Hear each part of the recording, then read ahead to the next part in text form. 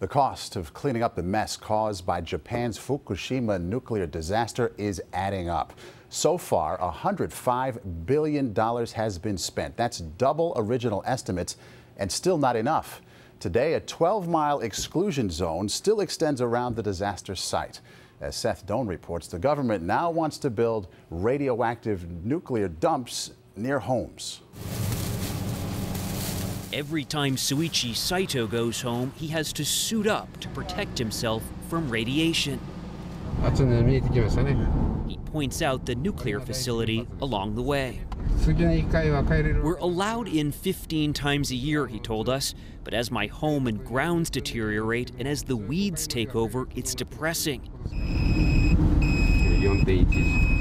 As we get closer, the alarm sounds on his radiation detector.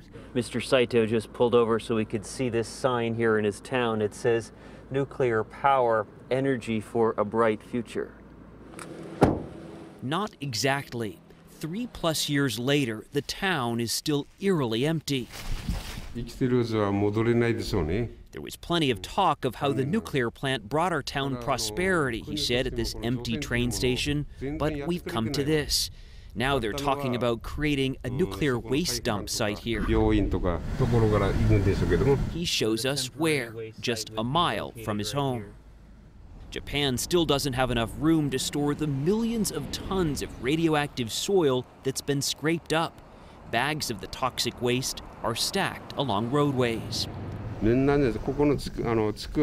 The government didn't ask for our input, he said. They just told us a waste dump site would be built here. Saito's property has been in his family for 12 generations. He points out where family heirlooms, including their valuable kimonos, were destroyed. He takes us to where he once grew his prized spinach. Today, it's an overgrown mess. Still, before we depart, he does a little maintenance.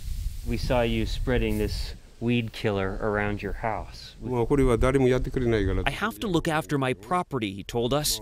I can't fix it because of the radiation, and it's all I can do. He's lost his home and everything he built. Saito says Japan's government has turned its back. The only thing growing here these days are the weeds. Seth Doane, CBS News, Futaba, Japan.